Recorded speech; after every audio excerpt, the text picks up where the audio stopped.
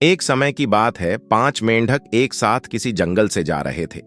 चलते चलते उन मेंढक में से 3 मेंढक एक बड़े से गड्ढे में गिर जाते हैं।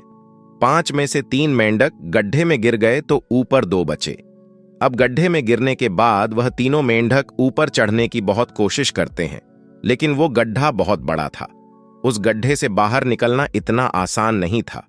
अब गड्ढे के ऊपर जो 2 मेंढक बचे हुए थे, वह गड्ढे के अंदर देखकर उन तीनों मेंढक से कहते हैं कि अब तुम तीनों इस गड्ढे से कभी बाहर नहीं निकल सकते हो। यह बहुत बड़ा गड्ढा है, तो तुम्हारा कोशिश करना व्यर्थ है। यह सुनने के बाद उन तीनों मेंढक में से एक मेंढक को लगता है कि सही बोल रहे हैं, यह गड्ढा बहुत बड़ा है और अब हम इसमें से कभी नहीं निकल सकते हैं। तो वह मेंढक थोड़ी कोशिश करने के बाद हार मान लेता है और उसी गड्ढे में एक जगह आराम से जाकर बैठ जाता है।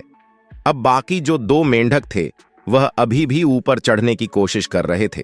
अब उन दोनों को देखकर ऊपर वाले मेंढक फिर से उन्हें यह कहते हैं कि तुम जो कोशिश कर रहे हो वह बेकार है।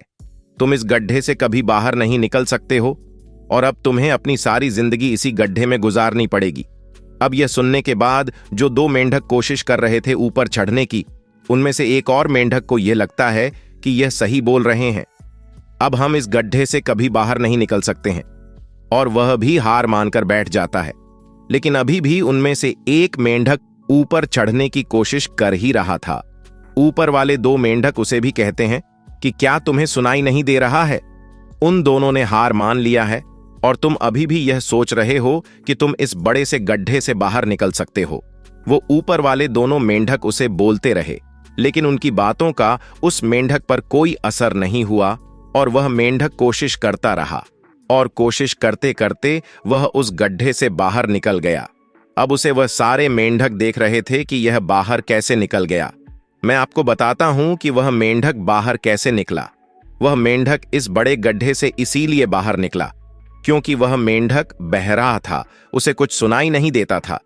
तो इस कहानी से हमें यह सीख मिलती है कि जब हम जिंदगी में कुछ अच्छा करते हैं तो बहुत लोग आते हैं, हमें रोकने के लिए तरह तरह की बातें करते हैं।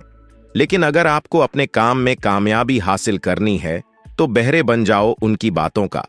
अपने ऊपर कोई असर ही मत होने दो, क्योंकि सबसे बड़ा रोग क्या कहेंगे लोग तब भी कहते जब आप कुछ नहीं करते हो, और तब भी कहते हैं जब आप कुछ करते हो। तो चाहे आप कुछ करो या ना करो, लोगों का काम है कहना, और वह तो कहेंगे ही। तो अगर आप इस कहानी को और भी लोगों तक पहुंचाना चाहते हो तो इस वीडियो को लाइक करो ताकि इस वीडियो को और भी लोगों तक पहुंचाए। और अगर कहानी अच्छी लगी हो तो हमारे चैनल को सब्सक्राइब जरूर करिए। मिलता हूं मैं अगली बार इसी तरह की कहानी के साथ। तो सब्र करो, शुक्र करो और जिंदगी